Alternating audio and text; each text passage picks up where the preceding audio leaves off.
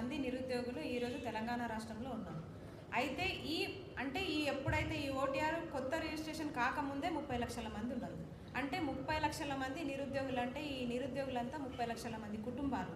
ఈ 30 లక్షల మంది కుటుంబాలు వాళ్ళందరూ అనుకునే మిమ్మల్ని ఈరోజు కాంగ్రెస్ గవర్నమెంట్ ఈరోజు అధికారంలోకి తీసుకొచ్చిన తర్వాత ఆ 30 లక్షల మంది బాధ్యత, ఆ 30 లక్షల మంది నిరుద్యోగుల బాధ్యత మీదే.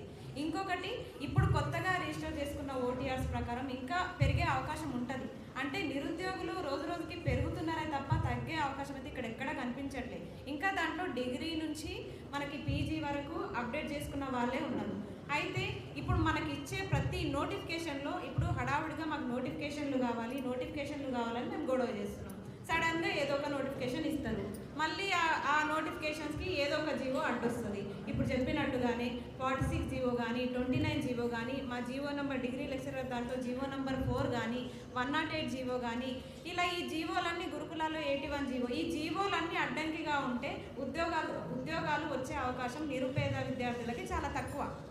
కాబట్టి మేమేమంటున్నామంటే ఉద్యోగాలు ఇచ్చే ముందు ఇప్పుడు ఏజ్ రిలాక్సేషన్ కూడా ఒక గొడవ అసలు. ఎందుకంటే ఏజ్ రిలాక్సేషన్ కూడా పెంచే ఆలోచన ఉందో లేదో తెలుస్తలేదు. మరి ఆ జీవో కూడా అయిపోయింది. నిజంగా నోటిఫికేషన్లు లేక వయసు మీద పడి అయిపోయిన చాలామంది నిరుద్యోగులు ఉన్నారు. వాళ్ళందరినీ కూడా దృష్టిలో పెట్టుకొని ఏజ్ రిలాక్సేషన్ కూడా పెంచి, అలాగే ఈ నోటిఫికేషన్కి అన్నిటికీ కూడా అడ్డంకిగా ఉన్న ఈ జీవోలన్నిటినీ కూడా రద్దు చేయాలని చెప్పేసి మేము డిమాండ్ చేస్తున్నాము. అలాగే నిరుద్యోగుల పక్షాన ఈరోజు జాగృతి నుంచి మీరు ప్రశ్నిస్తున్నందుకు, మాకు సపోర్ట్గా ఉన్నందుకు మీకు ప్రత్యేకంగా మా ధన్యవాదాలు.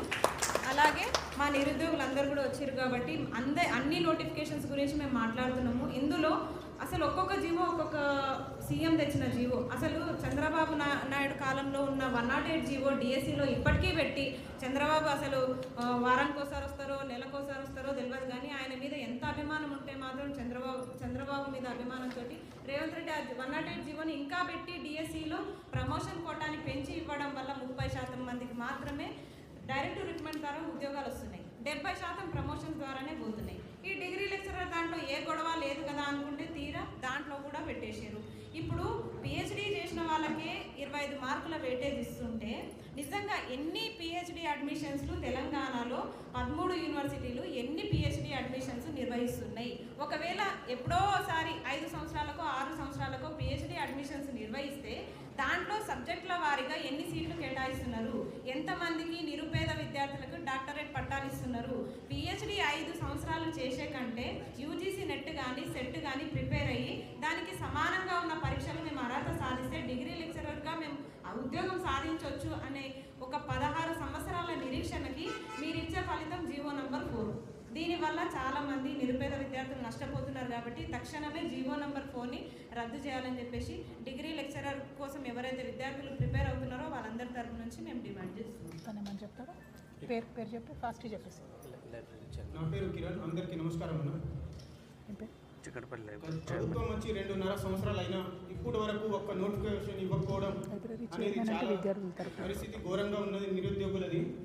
ఈ సందర్భంగా అసెంబ్లీ సమావేశాల్లో కూడా అంటున్నారు, మేము 16,700 ఉద్యోగాలు ఇచ్చినామని.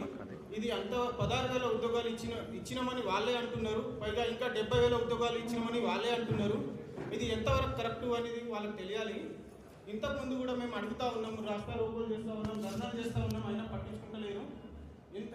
ఇప్పుడు వరకు వాళ్ళు ఇచ్చిన నోటిఫికేషన్లు కరెక్ట్గా గ్రూప్ 1లో 63 కానీ ఇప్పుడు వరకు ఒక్క నోటిఫికేషన్ కూడా ఇవ్వకుండా దాన్ని ఆపుతున్నందుకు వాళ్ళకి ఎంతవరకు పైశాచిక ఆనందం పొందుతున్న సీఎం రేవంత్ రెడ్డి గారు, మీరు ఏ మీటింగ్లో అయినా ఇంతకుముందే అన్నారు, నాకు ఇట్లా చేస్తే పైశాచిక ఆనందం వస్తుందని. మీకు రేవంత్ రెడ్డికి నమ్మి మేము ఓట్లు వేయలేదన్నా. మేము ఢిల్లీ బాస్ రాహుల్ గాంధీకి నమ్మి ఓట్లు వేసినాం. మాకు ఇప్పుడైనా మీరు నోటిఫికేషన్ ఇస్తారని మేము కవితక్క మీటింగ్ పెట్టినందుకు చాలా చాలా కృతజ్ఞతలుగా. నిరుద్యోగుల పక్షాన మీరు నిలబడుతున్నందుకు చాలా చాలా థ్యాంక్స్ అక్క. ఇప్పుడు నిరుద్యోగులు 20 మంది చనిపోయిన అసెంబ్లీలో అమ్మలాంటి అసెంబ్లీలో ఒక్క మాట కూడా మాట్లాడకపోవడం చాలా ఘోరం. అన్ని అబద్ధపు మాటలు అసెంబ్లీలో మాట్లాడడం అనేది కాంగ్రెస్ ప్రభుత్వానికి అలవాటైంది. ఈ అంతలో ఇంత శ్రీధర్ బాబు చదువుకున్నారా అంటే శ్రీధర్ బాబు కూడా అదే మాట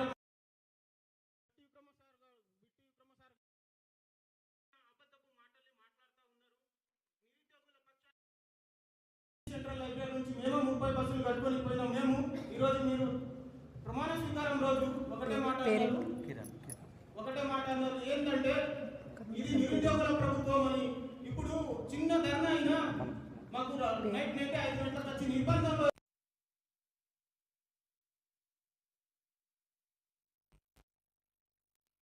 నిరుద్యోగులు 20 మంది చనిపోతా ఉన్నారు. మీరు ఇప్పుడైనా దాన్ని చూసి ఒక నోటిఫికేషన్ అయినా ఇస్తారేమో అని ఆశిస్తున్నాం అక్క. Thank you. అందరికీ నమస్కారం. ఏ నిరుద్యోగిని కదిలించినా, ఏ పరీక్ష రాస్తున్నటువంటి యువతి యువకులను కదిలించినా కూడా కన్నీటి గాథలే ఉన్నాయి. అయినప్పటికీ మొన్న జరిగినటువంటి అసెంబ్లీలో ఎమ్మెల్యేలందరూ సాంస్కృతిక కార్యక్రమాలు, క్రీడా పోటీలు, ఎమిరేట్స్ టీషర్ట్లు వేసుకొని ముఖ్యమంత్రి గారు ఫుట్బాల్ ఆడడము, ఇటువంటి లైటర్ వేలో ఆలోచనలు తప్పితే ఒక సీరియస్నెస్తోని ఈ రాష్ట్రంలో మరి యువకులు ఇంతమంది బలైపోతున్నారు, వీరి గురించి మాట్లాడాలన్న ఆలోచన ప్రభుత్వానికి లేకపోవడం అన్యాయం. ఇవన్నీ ఒక ఎత్తు అయితే మూలిగే నక్క మీద తాటిపండు పడ్డట్టు నిన్న మొన్నటిదాకా ఒక 5 లక్షల రేషన్ కార్డులు ఇచ్చినామన్నారు. ఇప్పుడు అవి కూడా వీక్కపోతారట. పంచాయతీ సెక్రటరీ అందరూ ఊర్లలోకి పోయి ఎవరెవరు మరి ఐటీ కట్టినరు అని చెప్పి దానికోసం కూడా ఎంక్వైరీలు మొదలుపెట్టిరట. ఆల్రెడీ చిరుద్యోగులకు ఎవరికి ఇవ్వరు, అంగన్వాడికి ఇయ్యరు, ఆశాకి ఇయ్యరు. వాళ్ళు ఎంత చిన్న ఉద్యోగులైనా వాళ్ళకి రేషన్ కార్డులు ఉండవు. గల్ఫ్లో ఉన్న వాళ్ళకు వాళ్ళకి వీకేస్తున్నారు రేషన్ కార్డులు. మళ్ళీ ఇప్పుడు కొత్తగా ఏదో ప్రైవేట్లో బట్టల దుకాణంలో అన్నో ఎన్నో 10-15 వేలకు జీతం చేసుకునేటోళ్ళ వాళ్ళ రేషన్ కార్డులు కూడా పీకేసేటటువంటి ప్రయత్నం చేస్తున్నారు. ఈ ప్రభుత్వానికి హెచ్చరిక చేస్తూ ఉన్నాం.